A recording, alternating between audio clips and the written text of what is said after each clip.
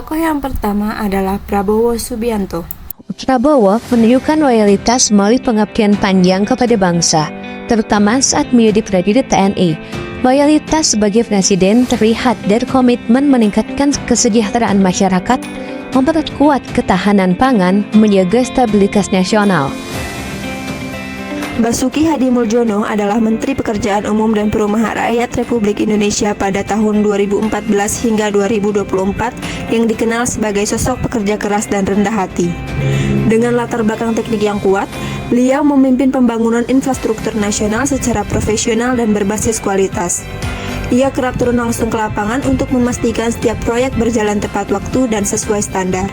Ketegasan, integritas, serta komitmennya terhadap pelayanan publik menjadikannya teladan dalam bekerja secara disiplin, kolaboratif, dan penuh tanggung jawab demi kemajuan Indonesia. Purbaya Yudisadewa merupakan Menteri Keuangan Republik Indonesia yang dikenal tegas, disiplin, dan profesional. Beliau menekankan transparansi dan akuntabilitas dalam setiap kebijakan fiskal, memastikan pengelolaan keuangan negara dapat dipertanggungjawabkan.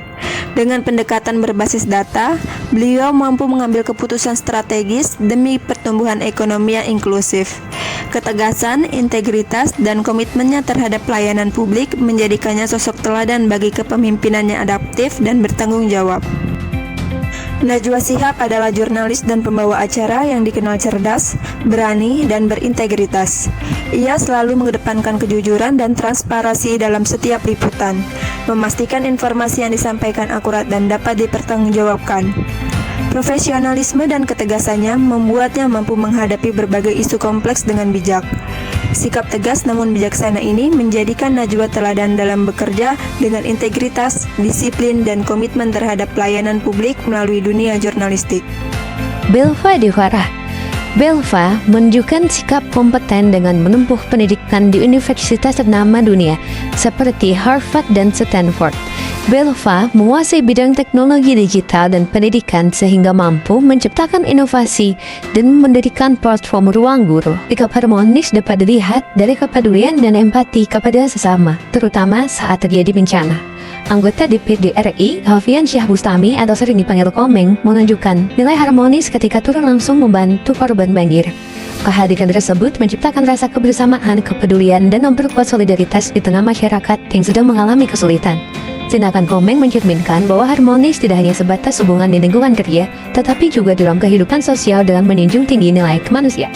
Tokoh selanjutnya adalah Presiden B.J. Habibie. Dunia mengenalnya sebagai Mr. Charles, sang jenius yang menaklukkan langit. Namun, bagi Indonesia, B.J. Habibie adalah perwujudan nyata dari nilai kompeten.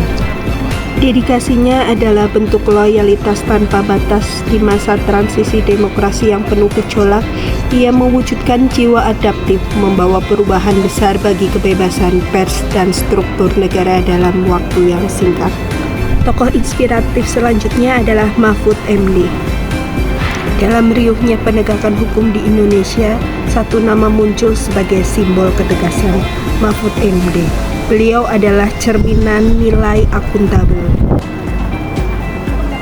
Keberaniannya menyuarakan kebenaran tanpa pandang bulu menunjukkan integritas yang tak tergoyahkan. ASN berakhlak, bangga melayani bangsa. Siapa yang kenal dengan Ignatius Jonan? Atau bisa dibilang the man behind the evolution of our transportation, terutama PT KAI. Pak Jonan sendiri adalah mantan Menteri SDM dan juga mantan Menteri Transportasi yang membuat evolusi di bidang transportasi kita menjadi hebat seperti sekarang, terutama di kereta api. Poin berakhlak beliau yang paling menonjol adalah kompeten dan akuntabel. Kompetennya adalah reformasi besar di sektor standar transportasi, peningkatan keselamatan penerbangan dan kereta api. Dan akuntabel beliau adalah menekankan disiplin, tata kelola, dan transparansi regulasi. Selanjutnya kita punya siapa nih? Bu Susi Pujiastuti. Jangan takut bekerja, jangan bekerja kalau takut. Itu adalah slogan khas beliau. Poin berakhlak yang menonjol dari Bu Susi itu sendiri adalah loyal dan akuntabel. Loyalnya beliau adalah tegas menjaga kedaulatan laut Indonesia. Makanya ada jargon tenggelamkan. Itu adalah jargon khasnya Bu Susi kalau sedang melakukan operasi di laut, penangkapan kapal-kapal yang memancing ilegal di perairan Indonesia, terutama Batam. Yang paling sering itu kapal Vietnam ditenggelamkan oleh Bu Susi pada zamannya beliau menjabat sebagai Menteri Kelautan. Dan terakhir, akuntabel, transparan dalam penegakan hukum terhadap illegal fishing yang ditangkap, dibom, selesai. Ya baik, sekian, terima kasih.